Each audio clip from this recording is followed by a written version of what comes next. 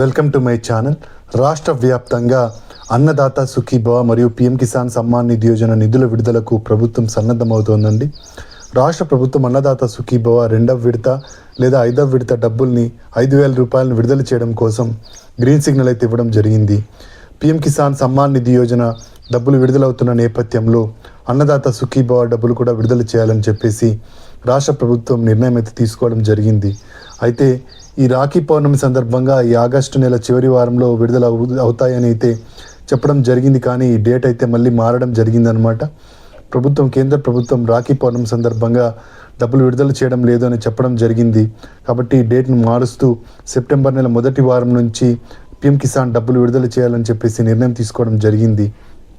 అలాగే అన్నదాత సుఖీభవ ఎప్పుడైతే పీఎం కిసాన్ విడుదలవుతుందో అప్పుడే అన్నదాత సుఖీభవ కూడా విడుదలవుతుంది. కాబట్టి ఈ డబ్బులు మనకు సెప్టెంబర్ నెల మొదటి వారంలో అయితే విడుదలవుతాయండి.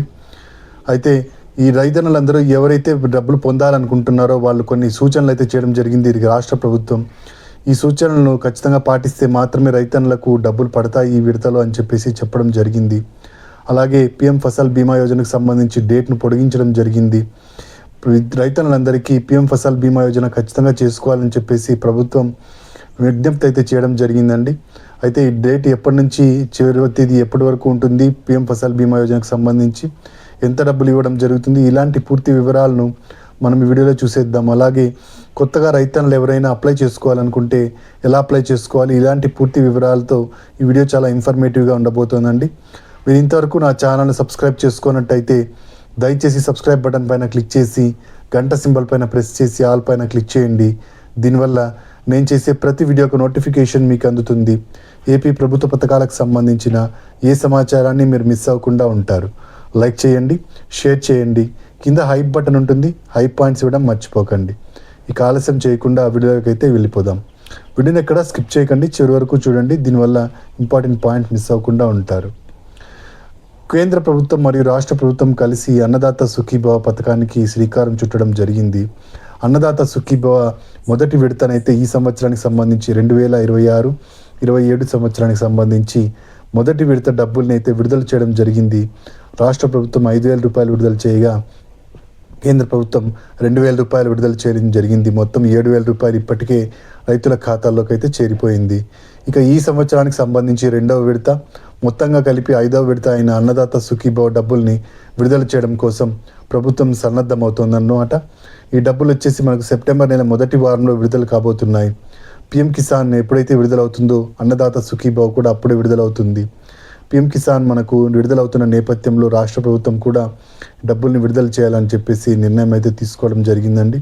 అయితే రైతన్నులందరూ కొన్ని విషయాలను ఖచ్చితంగా చేసుకోవాలని అయితే చెబుతున్నారు రాష్ట్ర ప్రభుత్వం వారు. అవేంటి అంటే ఈకేవైసీ ఖచ్చితంగా ఉండాలి, అలాగే NPCI linking, farmer registration ID, web landing, ఈ 4 విషయాలు ఖచ్చితంగా చేసుకోవాలని అయితే ప్రభుత్వం రైతన్నులందరికీ సూచనలు ఇస్తోందండి. ఎప్పుడైతే మనకు లిస్ట్ విడుదలవుతుందో అప్పుడు ఈకేవైసీ వేసినట్టయితే మాత్రమే డబ్బులు విడుదల చేస్తూ వస్తోంది రాష్ట్ర ప్రభుత్వం. ఈకేవైసీ చేయించుకోవడం కోసం మీరు పీఎం కిసాన్కి సంబంధించిన ఈకేవైసీకి దగ్గరలో ఉన్న సిఎస్సి సెంటర్ కానీ మీ సేవా సెంటర్కి కానీ వెళ్ళి ఈకేవైసీ అయితే వేయచ్చు. లేదా గూగుల్లో పీఎం కిసాన్ యాప్ అని కొట్టినట్టయితే పీఎం కిసాన్ యాప్ రావడం జరుగుతుంది. ఈ యాప్లో ఫేస్ అథెంటికేషన్ ద్వారా ఆధార్తో మీరు ఈ ఈకేవైసీ ప్రక్రియ అయితే పూర్తి చేయొచ్చు. స్మార్ట్ ఫోన్ ఉన్నట్టయితే ఇది చాలా సులభమైన ప్రక్రియ అండి. ఈ విధంగా ఈకేవైసీ పూర్తి చేసుకున్న వాళ్ళకే పీఎం కిసాన్ డబ్బులు పడడం జరుగుతుంది. అలాగే అన్నదాత సుఖీభవ డబ్బులు రావాలన్నా ఈకేవైసీ ఖచ్చితంగా చేయించాల్సి ఉంటుంది.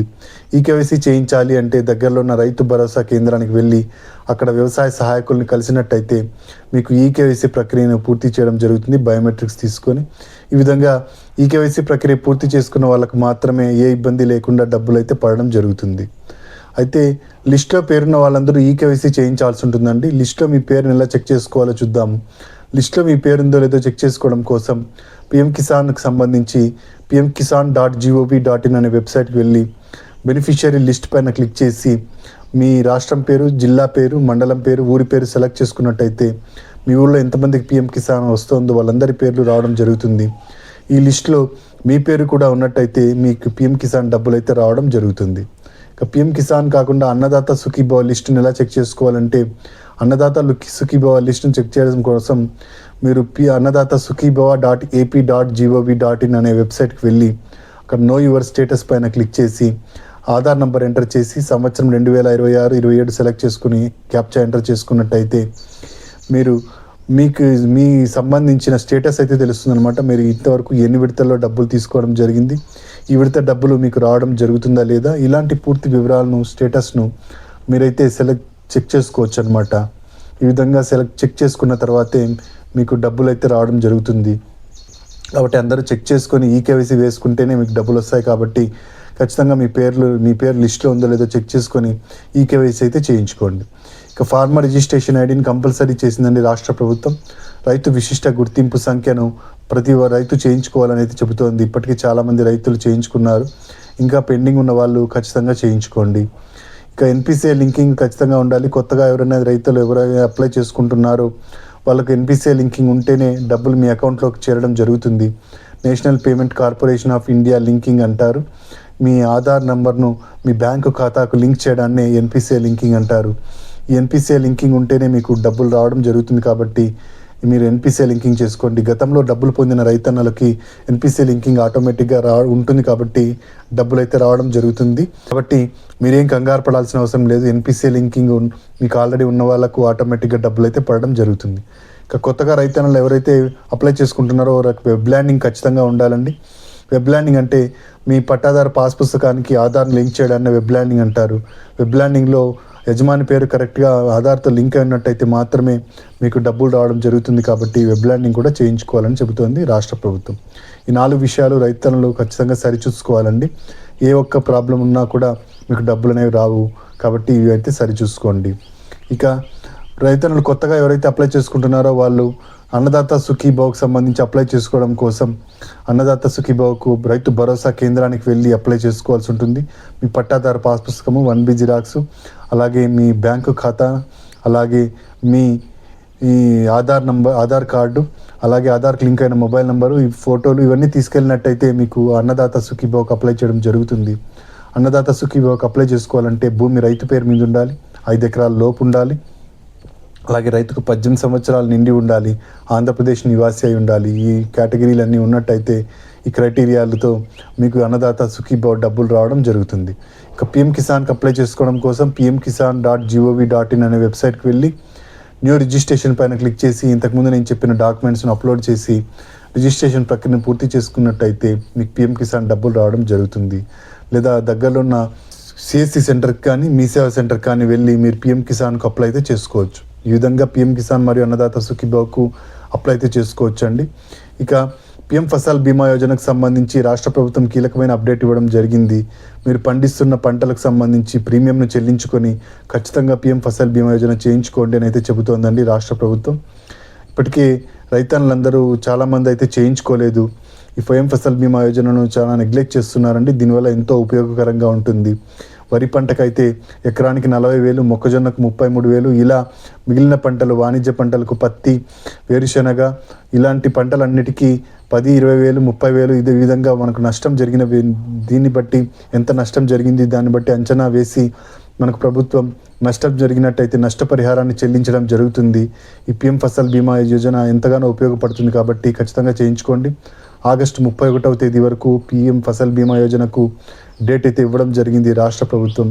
ఎవరైతే ఖరీఫ్ సీజన్లో రైతన్నులు వ్యవసాయం చేస్తున్నారో వాళ్ళు ఖచ్చితంగా చేయించుకోండి. మనకు వర్షాలు లేకపోయినా అలాగే వరదలు వచ్చినా ఈ పిఎం ఫసల్ బీమా యోజన మనల్ని ఆదుకోవడం జరుగుతుంది. మనకు ఆగస్టు 31 వరకు టైం పొడిగించడం జరిగింది. కాబట్టి రైతన్నులందరూ మీరు ఖచ్చితంగా చేయించుకోండి.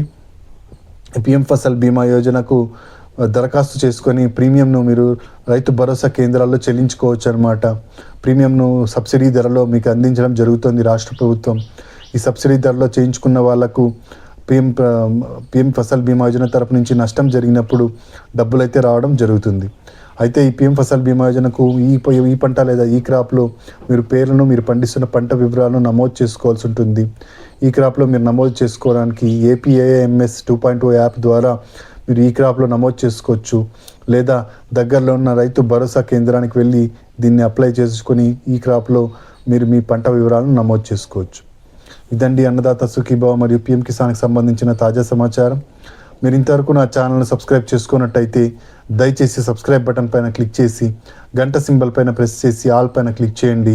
దీనివల్ల నేను చేసే ప్రతి వీడియోకు నోటిఫికేషన్ మీకు అందుతుంది. ఏపీ ప్రభుత్వ పథకాలకు సంబంధించిన ఏ సమాచారాన్ని మీరు మిస్ అవ్వకుండా ఉంటారు.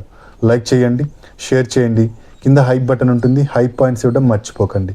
Thank you for watching.